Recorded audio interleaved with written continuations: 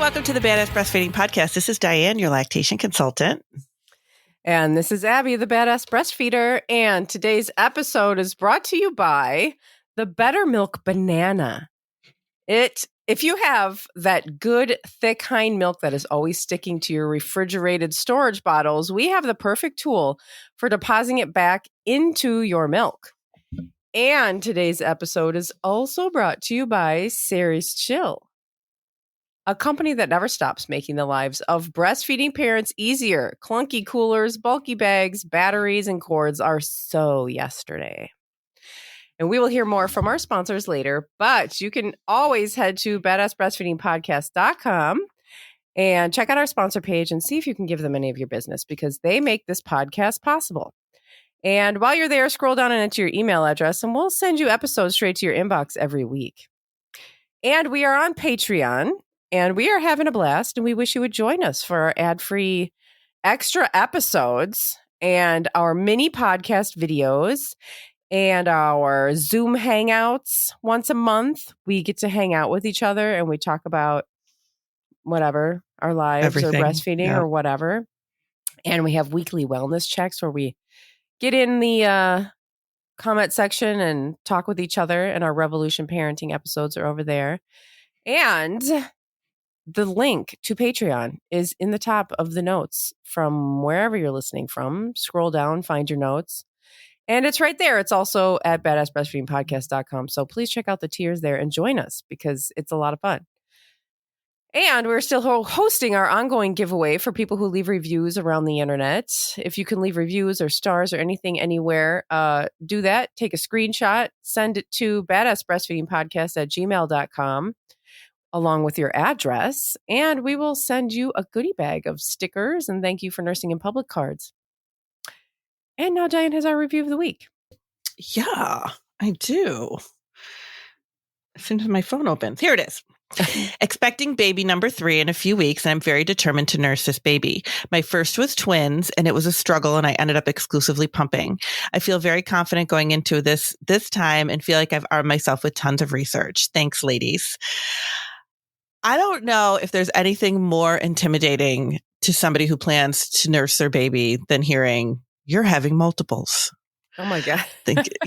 Like I have been there, so I get it. But I think exclusively pumping for twins is wow. So thank you so much for listening while you're pregnant and good luck. I hope everything works out and everything is wonderful, which I'm sure everything's going to work out. Yeah. Yeah, I'm sure. But thank you for taking the time to leave that for us. And I hope everything is wonderful with your new babe. Yeah, and, that's awesome. Yeah. But so today, should we talk about chemicals? We're going to talk about chemicals because, I went on Instagram the other day and some fantastic, I'm sure it was a podcast listener, tagged me. I'll see if I can find it so I can give her a shout out. Tagged me in this post by people. Oh no, this is my private account where and I go to this post and they're like going on, it's like this headline about chemicals in your breast milk. Like, oh my God, this like shocking thing about how chemicals are found in your here. The headline is U.S. breast milk contaminated by 25 kinds of flame retardant chemicals. Research says. Let's panic. This was tagged to me too. So it was. Oh, yeah.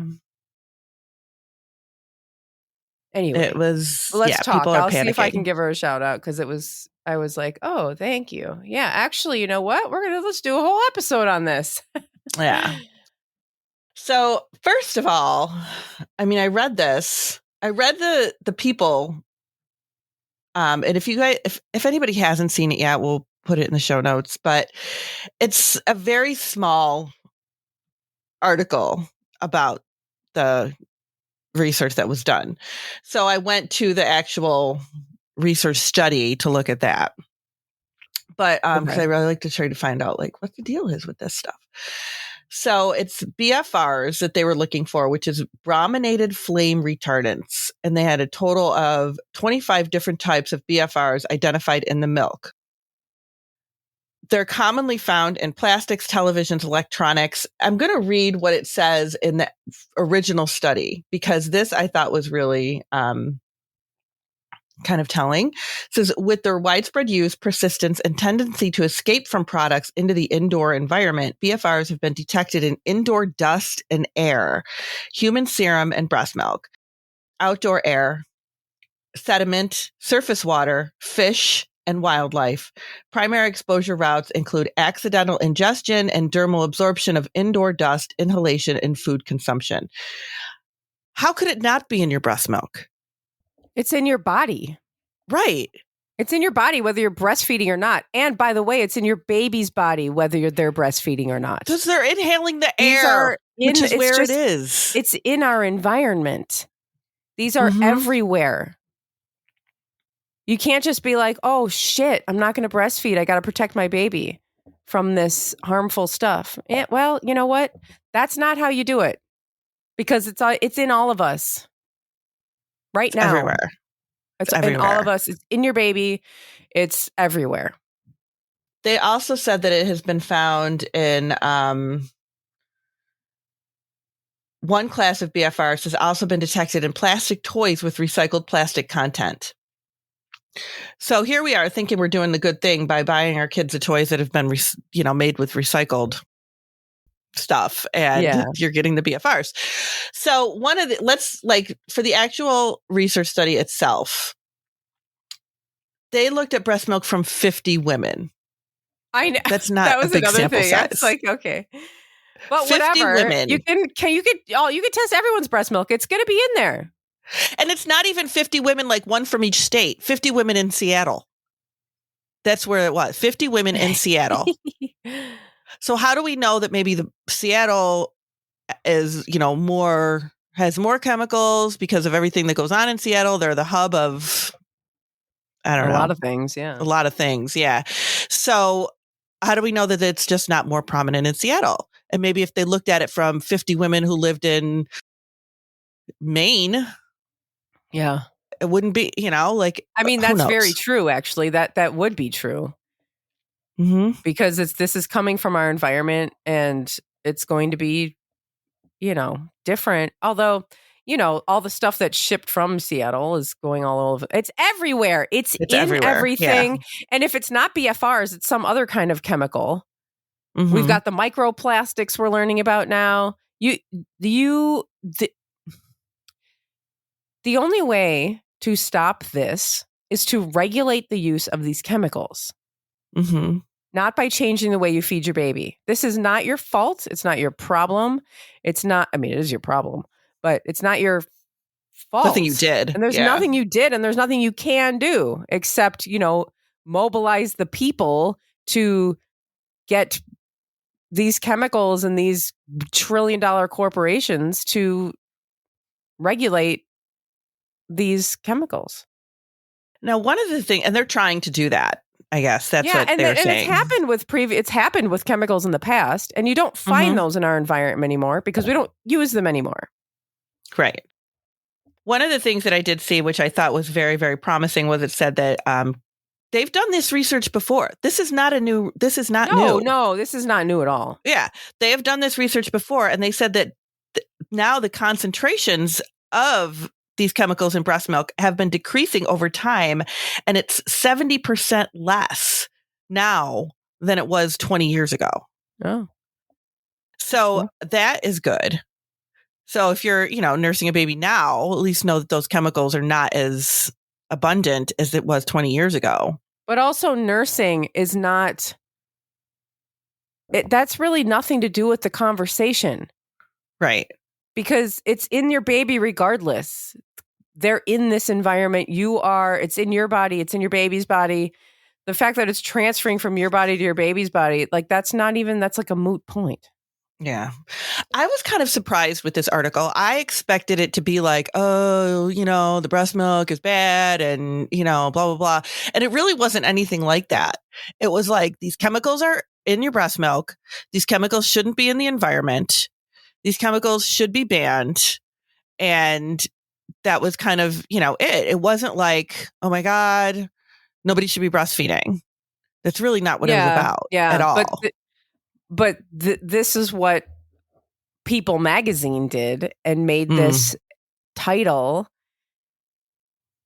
so that it's fear-mongering, clickbaity bullshit. And now everyone's panicking. I mean, actually, the comment section I was really impressed by. People were like, oh, wow. Is this formula company propaganda? Or like, what's your motivation here? Like, sounds like this is from a formula company. So people were really most people were really on it. It's scary. I think if I were a first time mom and I saw this and, was like, oh my God, I think it would make me nervous too, obviously. Yeah. But it's when you really read it and look into it, like these are chemicals that are just everywhere. And I had read something not too long ago about what we don't know what babies are ingesting when they suck on a pacifier. Like that's a plastic thing. Right. So, it is. Or the nipple of a bottle. Right. Or the window ledge. I mean, Jack used to go up to the window ledge and bite it. Oh, my kids used to bite on their crib. Yeah. I mean, they put everything in their mouth. Yeah. Who knows if they go out and lick the sidewalk? And I mean. And that was one of the things they're saying, like they're getting it from toys because they're putting toys in their mouth all the time. So kids can get it from, they're getting it from toys. But if it's in the dust, I mean, God, our whole family's going to die tomorrow from the dust in our house. It's in the dust. It's in the air. Yeah. It's just like in the air that you're breathing. So there's nothing you can do about it. Just stop worrying about it. I mean, don't worry about your breast milk.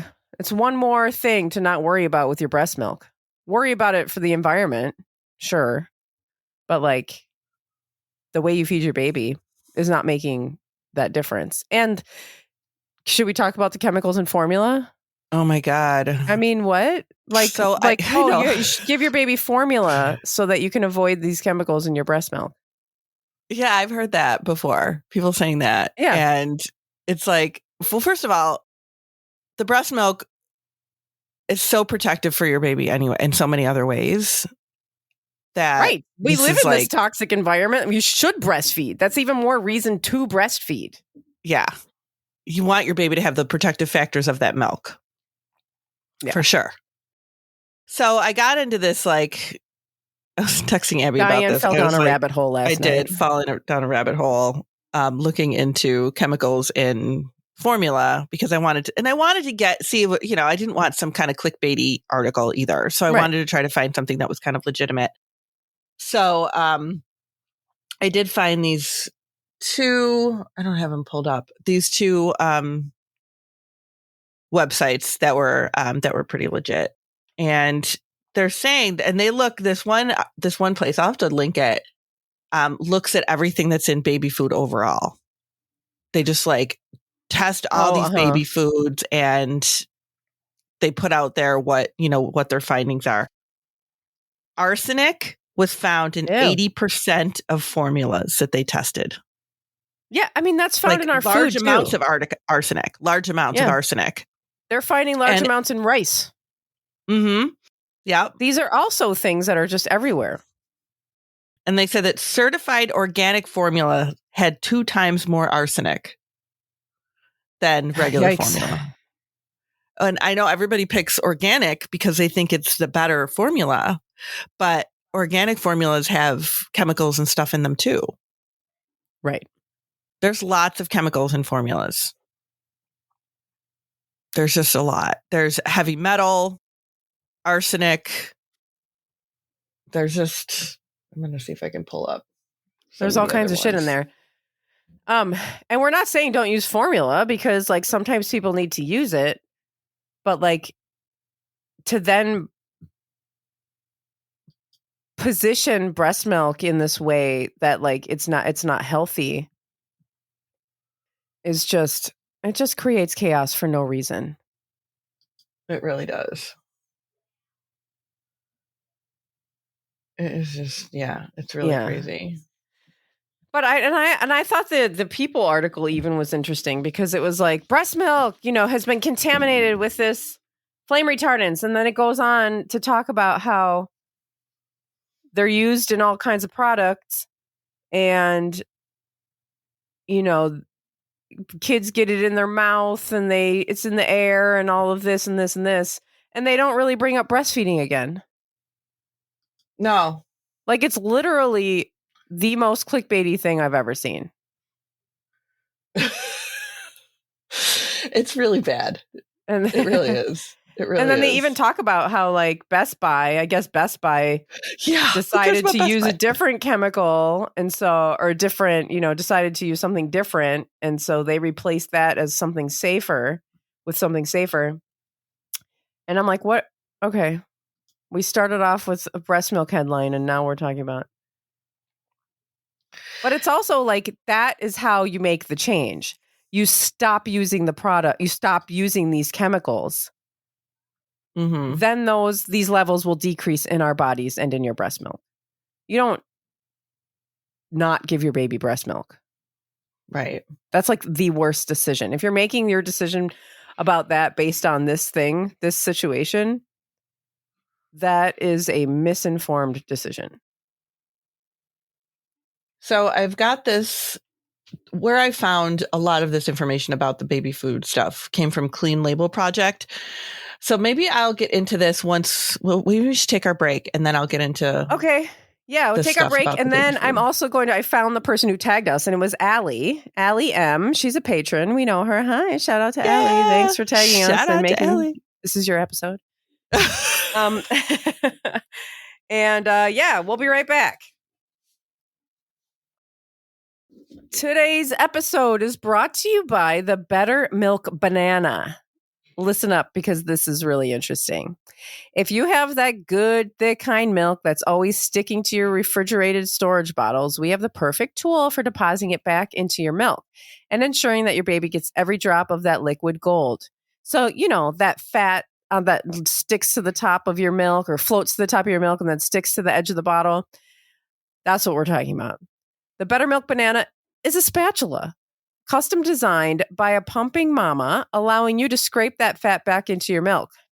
No more shaking, no heating required. Just a quick swipe, and your baby gets all the benefits of your pumping efforts. So it's just like a little thing. You scrape that milk back in instead of having to stand there and shake it and shake and shake and stick your fingers in there and say, whatever you're doing to try to get it off. And it never all comes off anyway. So head over to bananajams.com. That's BANANA. Gwen Stefani taught us.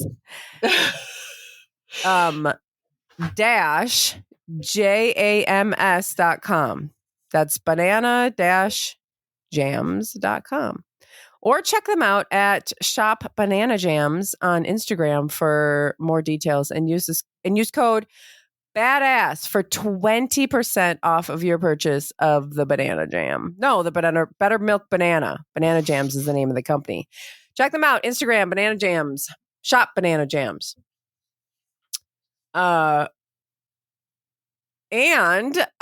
today's episode is also brought to you by Sarah's Chill, a company that never stops making the lives of breastfeeding parents easier. Clunky coolers, bulky bags, batteries, and cords are so yesterday. Created by a mom for moms, Sarah's Chill guarantees convenience with their double-walled stainless steel breast milk chillers. A handful of ice is all you need to keep your breast milk or formula safe for 20 hours. No more lugging around bags full of plastic and chemical freeze packs. Now you can pump and double pump all day into one sleek container. Sarah's Chill is there for you no matter where your journey takes you. Breast milk storage, formula storage, cow's milk for toddlers, and more. Their products are not only beautiful, they're also travel-friendly and FSA, HSA reimbursable. This is truly breast milk storage reimagined. Head to sarahschill.com. That's CERESCHILL.com. Or check them out on Instagram for more details. And you can use code BADASS for 15% off of your purchase. And today's sponsors and the promo codes and the links and everything that I have mentioned can be found in the show notes under this episode where you are listening from right now. You can scroll down, find your show notes, and all of this stuff will be right there. And it will also be at badassbreastfeedingpodcast.com. And over there, you will also find all of our other episodes and information about scheduling your very own one-on-one online lactation consultation with Dianne. So where I found this info on the baby food products, oh my God, is from the Clean Label Project. And I'll link it in the show notes in case anybody wants to look at it, because it's kind of interesting. I don't want anybody to go like, oh my God, I'm killing my kid. You're not. Like, this is just stuff that's out there. It's out there. It's not just in baby food either. No, it's like it's everywhere. In all of our food. It's in everything. I don't know why we should think that baby food is safer. Why do we think that? Like, we want it to be, right? We want it to be, but it's not any different than any other kind of like processed or even, I mean, like stuff. When we think like even like processed food, whole foods are better. Like, I mean, yeah, but also that stuff is grown in our contaminated soil too. Mm-hmm. Like there's just all of these chemicals are out there. Again, like you can't avoid them. The only way to stop this is to have these chemicals regulated. That's the only way. They're not necessarily regulated as well here in the United States. That's one of the problems, that they're not, they're better regulated in other countries. Yeah. Not so much here. No, because all we care about is profit here. So we just use whatever. Yeah. We pretty much use whatever. So they tested 86 different infant formulas, 30 different baby cereal. I didn't even know there's 30 different kinds of baby cereals, quite honestly. I know 80 different kinds of formula. I didn't even know there was that many. 86 different kinds of formulas. Yeah. Isn't that crazy? Which would suggest that there's more on the market. Like that's, wow. Yeah, I don't know. But so nearly 80% of the formulas that they tested were positive for arsenic. I said that before. Certified organic baby food products have tested over 2 times the arsenic compared to conventional baby foods tested. 60% of products claiming to be BPA free tested positive for BPA. I have heard in the past that the organic formulas, especially when talking about organic formulas, are not necessarily organic. And I know everybody wants to think that when they get organic formula, that they are getting the best formula for their baby, but there really is not. Yeah, organic is a tricky thing. Organic's kind of tricky. Because if it's not organic, it actually means that they're not using the like pesticides and the whatever chemicals that are regulated. But that just means that they're using ones that aren't. Mm-hmm. And like maybe they're better, but maybe not. So cadmium, which is a carcinogenic metal that can be found in batteries. Ew.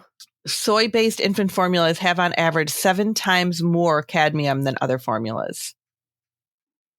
So, and soy-based formulas, like, believe it or not, soy-based formulas aren't supposed to be the go-to. Like, they're supposed to be like, if your baby cannot tolerate anything else kind of thing. If there's no other option, it should be like a medically indicated thing. Soy formulas are not supposed to be like, oh, your baby didn't do well on the regular formula, so let's just automatically go to soy. Like, it's not supposed to be like that. You're supposed to really try every other thing before you go to soy. Soy is not necessarily the best thing for your baby. Well, yeah. And I think because we trash on dairy a lot. So then people are like, oh, well, I want to avoid dairy, so I should use soy. Right. But, yeah, it's a little bit more nuanced than that. So, says, here's a little thing that they've got too here about organic. It says, organic food sales reached nearly $50 billion last year. And this is not last year. This is, I think, a couple years ago. So it probably is higher than that now. Yeah. And much of it was in baby foods. Wow. So yeah. why do consumers buy organic? 90% of them buy organic to avoid pesticides, 70% to avoid GMOs, and 40% because they think it's more nutritious. Yeah. Yep. Well, that's how it's advertised. Yeah, exactly. And people say like, well, I'm not affected by advertising. Yeah, you are. Yeah. We all are. But they do show that it does have the presence of lead and the presence of cadmium. So it's really, they're not necessarily the best. And then there's a thing in here that says California, 2 formulas were pulled off California grocery store shelves because their lead levels exceeded state thresholds. One had twice the lead levels observed during the Flint, Michigan drinking water crisis. In the absence of federal law, the same product is still legally for sale in the other 49 states. Oh. And I looked at the formula. I looked it up, and it was just, they were toddler formulas that I'd never even heard of before. Oh, but, toddler formulas. That's a whole other episode. It's a joke. But the point is, like I said, I've used formula with my kids. Yeah. Abby used formula with her kids. Like, we know, we're not sitting here going, oh my God, formula is the worst thing in the world. What we're saying is that you're not getting a cleaner product going to formula. And I have heard people say, oh, my doctor told me to just formula feed because there's chemicals in your breast milk. That's insane. Come on. It is insane. So the point of the whole thing is that there's chemicals everywhere. You're not getting a better product necessarily going to formula. No. At least the chemicals in your breast milk are less than what is in formula. But the chemicals are still going to be there just because. Right. There's no, this is like not even an infant feeding conversation. This is a environmental corporate capitalism conversation. Like, this is where this all starts. And like, your feeding choice, like, breast milk is going to provide the protective factors that we want. And so that's still going to be your best choice, even when we're having this chemical conversation. Your baby's going to get the protective factors of breast milk, which is what they're going to need it, because there's a lot going on here. There is a lot going on in this world. They are going to need it. The other thing that nobody considers, which is like, I don't know, it drives me a little bit crazy, but is that breast milk is not, or breastfeeding, I should say, is not just about food. That is not what this is all about. There is more to breastfeeding. There is way more to breastfeeding than just food. Obviously, yes, that is the dominant piece of it, but it is not the only piece of it. So if we are going to just like cut our baby off because there's chemicals in our breast milk, your baby's going to get those chemicals just by breathing in the air. Yeah. And now they're going to be cut off from the bonding, from the psychological benefits, from the brain development, from, all of the things that they're getting from breastfeeding. They're no longer going to have their comfort, their security, all of that stuff.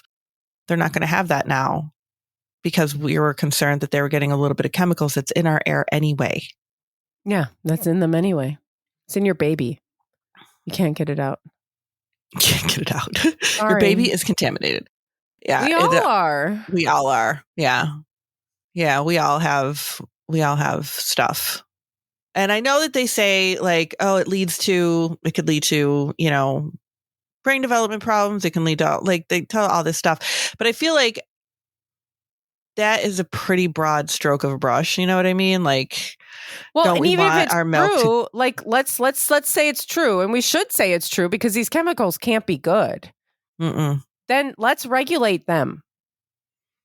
Right. Let's regulate their use. Let's regulate some of these companies that are just doing whatever they want and causing all kinds of problems for the people.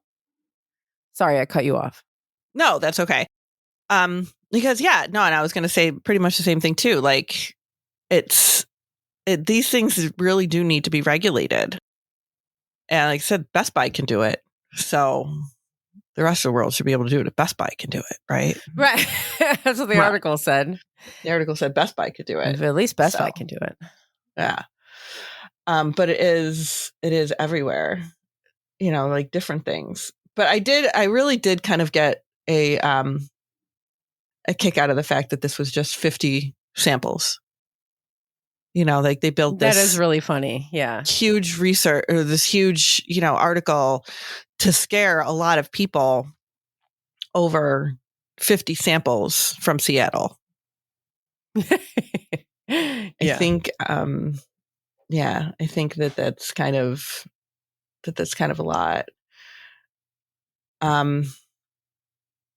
Yeah, that's not a study.